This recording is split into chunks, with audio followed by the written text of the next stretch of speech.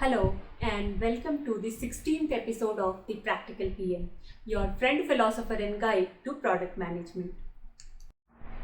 We will continue to talk about tech for PMs in this episode. You would recall that in the previous episode, we discussed how different pieces of codes, both within and across the organization, talk to each other. Specifically, we learned about APIs. While using an API, we have to hit their endpoints. The endpoints are URLs like this one. It can be hit from any programming language or framework. The language just has to provide a way of hitting a URL. In Python, the code for hitting this API endpoint would look something like this. Basically, Python has a function like this to be able to hit any URL which we can use. Now this is where it starts getting interesting. Anybody using Python as the language will have to code exactly the same thing for using this API. The exact data they pass may be different, but the code will exactly be the same. They will write this code to hit the API endpoint, and after this, every one of them will have to write code to parse the data that they receive from the API in the response and convert it into a Python data structure that can be used further. So to remind, everybody who is using the API will end up writing the same code with different data. So if there were 10,000 people using this API in Python, then it will make sense that the API provider does not just give out the API documentation, but also gives out this bundle of code that practically each one of them will have to use. With this bundle of code, it will save these 10,000 developers a lot of time. So you can imagine that this bundle of code will provide a function called getProductData, which when called with a specific product ID will hit this API endpoint with that ID, receive the response and parse the response to create a Python data structure out of it and return it for rest of the code to use. Similarly, if there were 10,000 other developers who were using this API in Java, then it will make sense to create a similar code block, a similar piece of code for Java users as well. Such bundles of code are called libraries. Now, let me take a detour here and clarify that libraries are not specific to APIs. Any piece of code or a group of pieces of code that performs a set of predefined tasks can be called a library. So in Python, we have a math library that performs a lot of mathematical tasks like factorial, exponential and logarithmic calculations, among others. We have libraries like NumPy and Pandas that are very useful in data science and analytics because they provide a lot of functions commonly used in those disciplines. So library is another technical concept you should be familiar with. When you want to develop something technically, how much time and effort it would take depends a whole lot on which existing libraries can be used. Thanks to the existence of such libraries, functions that would have been impossible for small teams to even attempt in the complex areas like image manipulation, natural language processing, 3D modeling, etc. are literally available at the fingertips of developers. Coming back to APIs, when a library is specifically created around an API, it is often called an SDK. So you will hear terms like Razorpay SDK for Android, which essentially means that there is a wrapper code around Razorpay API which can be used directly in an Android app that needs to integrate with Razorpay. A library for a specific platform is also called an SDK. So you have Android Studio SDK, which lets you create apps for Android platform. It is a library for the Android platform.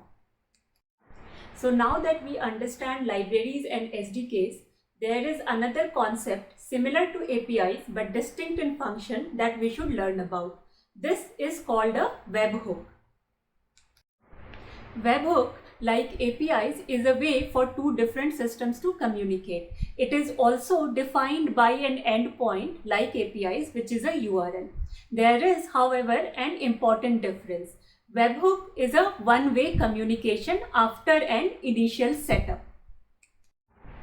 When system 1 hits a webhook of system 2, then it passes some information to system 2.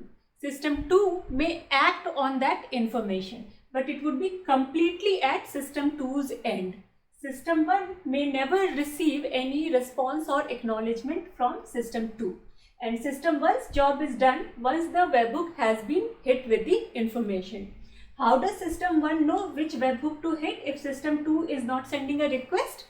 It is a one-time setup that has been done at the system 1's end to let it know which URL to hit for this webhook.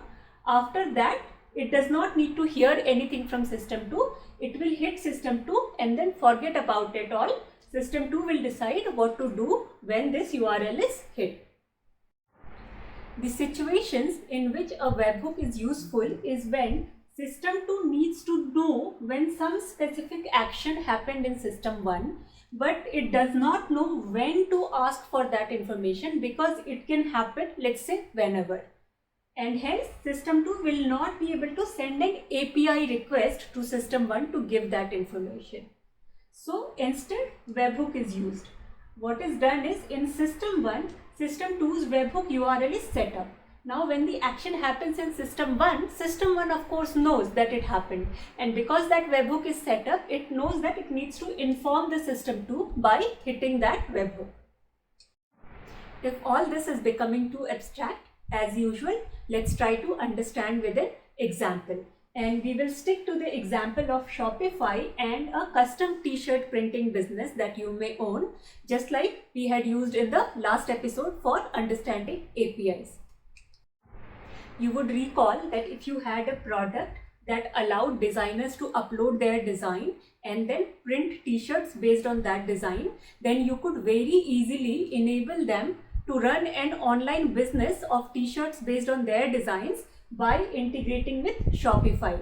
For that, you would use Shopify's API and populate your user's Shopify merchant account with the products based on their designs. All good so far?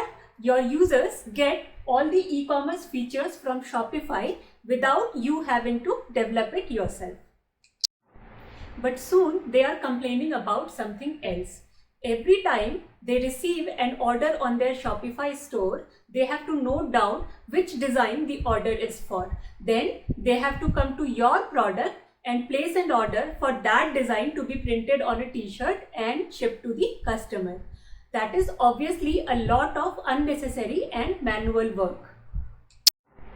Wouldn't it be good if your product could print the right design of the t-shirt as soon as an order is received on Shopify automatically? Wouldn't it be good if your product could print the t-shirt automatically when an order is received on the Shopify store? That would indeed be wonderful.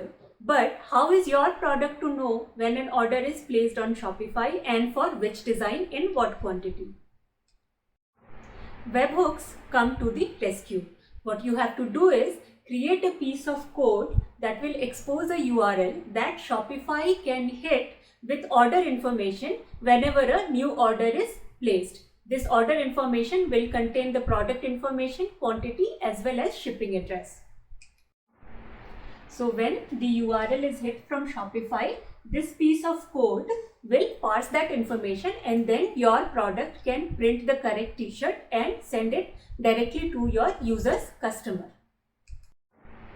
Here is a snippet of webhook documentation from Shopify. This lists down the events for which it can hit your webhook. And you can see order creation, order update, order cancellation, etc. right up there. So your system can take actions based on those events. So that is webhooks. Before I close this episode, I want to discuss one more concept that is of importance, and that is single sign-on or SSO. The most common example of the use of SSO is when you are able to log into different products using your Google or Facebook credentials, even though the product do not belong to Google or Facebook. Single sign-on or SSO is simply a way of using the same authentication system across different products. In these cases, Google or Facebook are authentication providers and their user authentication is being used by other products. And why only for external products? When you are able to use the same Google credentials to log into different Google products, it is made possible because all these products have SSO implemented. You may also have seen the use of SSO within the organizations if you have worked for a large enough organization. There you may be able to use the same credentials to log into many different products that employees use internally. This may include your HR management system, your email, your code repository, your project management system, your user support software, etc. This is again possible because all these products support SSO, and in this case, authentication provider is typically a system owned by your company.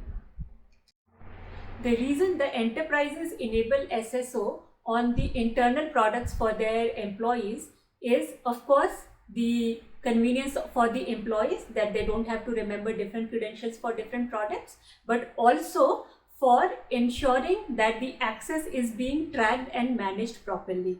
If you had different credentials for different internal systems, your IT department would have a nightmarish job of tracking the access of every employee and ensuring that the right access is given to the right people. When an employee leaves an organization and they have to revoke their credentials, in case of SSO, they have to revoke only one credential and be assured that the employee will not be left with any access. But there are reasons for you as a product manager also to understand the use of SSO. Why does a consumer product let you log in with your Google or Facebook credentials? Well, as a product manager, you know that sign up can be a major friction, and the use of Google and Facebook can reduce that friction because most of the users may be there on one of these two platforms already, so they do not have to create yet another account just for using this product. If you are working on that part of the product where increasing signups is a part of your job, then you may have to consider these kind of SSO implementations. Understanding SSO can help you as a product manager to take good build or buy decisions. Suppose there is a feature you want to add to your product, but there is an external product that provides exactly the same feature. In such a case, you can choose to not build the feature yourself and instead use this external product if that product supports SSO and can be integrated with your product's authentication system so that your users can use the same credential on that product as they use on your own product and not realize that it comes from a different company. Note that this kind of integration with SSO is very different from API-based integration of other products.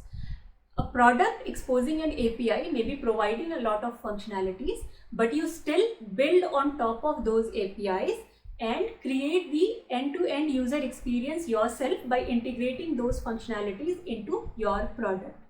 SSO is useful when the other product stands on its own and is complete, provides the end-to-end experience for your user, and all you care about that they shouldn't have to use a different set of credentials to use that product. SSO integration, when possible, requires much less time and effort on your part. Let us take the Shopify example once again, but this time we will assume that your product is a community product where a lot of people are already signed up and actively engaged. Then you decided to start selling community merchandise and not wanting to develop the entire e-commerce infrastructure on your own, you judiciously chose to use Shopify as the e-commerce platform. What is the problem now? The problem is that your user has to log in separately to Shopify to make a purchase. And again, as a product manager, you know that that is an extra friction, and every step of friction is a reason for the user to drop off. So what do you want to do? You want to use the multipass feature of Shopify, which is essentially an SSO feature. It is possible to use that feature in a way that when the user clicks a link to a Shopify product in your product, they will not even have to separately log in and will be able to seamlessly place the orders for your product.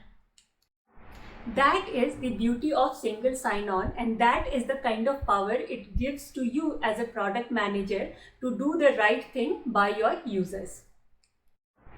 Another use case for SSO that you should note is if your company like Google has multiple products. In that case, like Google, it will be good if your users can use the same credentials across all the products. It can do wonders for the cross-selling growth efforts of your company. So that is SSO, and this is where we also end this episode. This episode closes the Tech for PM discussion in this series. In the next episode, we will talk about design for PMs. So do tune into the next episodes as well. Thank you so much for watching.